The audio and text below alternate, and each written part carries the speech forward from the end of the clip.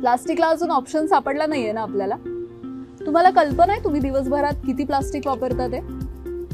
बाकीच्या लोकांना तरी माहितीये का? चला विचारूया. बरं, असं किती साधारण प्लास्टिक तुमच्या घरात आहे की जे वापरलं जात नाही किंवा थोडंसं खराब झालेलं आहे, राहिलं असेल? भयानक आहे. प्लास्टिकचे 1-2 जास्त नाहीच आहेत. हे पूर्वीपासूनच आहेत हे, ते मी माझ्या मेमरीसाठी ठेवले. बादल्या असतील आपल्या घरातल्या किंवा कंटेनर्स असतील, तर ते जर खराब झाले, फुटले, तर त्यांचं तुम्ही काय करता? ते भंगारवाल्याकडे देतो डायरेक्टली. त्याला उपयोगच होत नाही ना दुसरीकडे काय. प्लास्टिक कंटेनर जर असेल तर एकदा दोनदा रियूज करून मग टाकू. फेकून देता. कचऱ्याच्या डब्यात ते रोज नेला माणूस असतो ते आम्ही द्यावं हे करतो. Okay okay okay. वापरण्यायोग्य वस्तू असेल तर द्यायला हरकत नाही, पण ज्या वापरण्यायोग्य वस्तू नाही हा.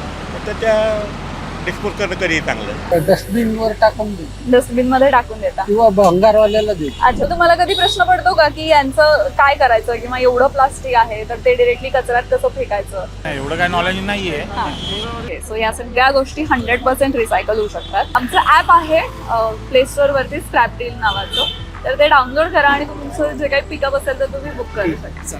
थँक्यू. बघितलं आपण किती प्लास्टिक वापरतो ते. हजारो वर्ष डिकम्पोज न होणारं प्लास्टिक नकळतपणे आपण निसर्गात इकडे तिकडे टाकलं तर त्याचा किती वाईट परिणाम होऊ शकतो. मग याच्यावर ऑप्शन काय?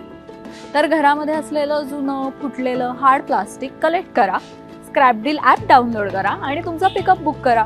आम्ही येऊन तुमचं ते सगळं जुनं प्लास्टिक कलेक्ट करू आणि 100% रिसायकल करू. आणि हो, त्याच्या बदल्यात तुम्हाला योग्य तो मोबदला सुद्धा दिला जाईल. स्क्रॅपडील, रिसायकलिंग प्रोडक्ट्स, प्रोटेक्टिंग अर्थ.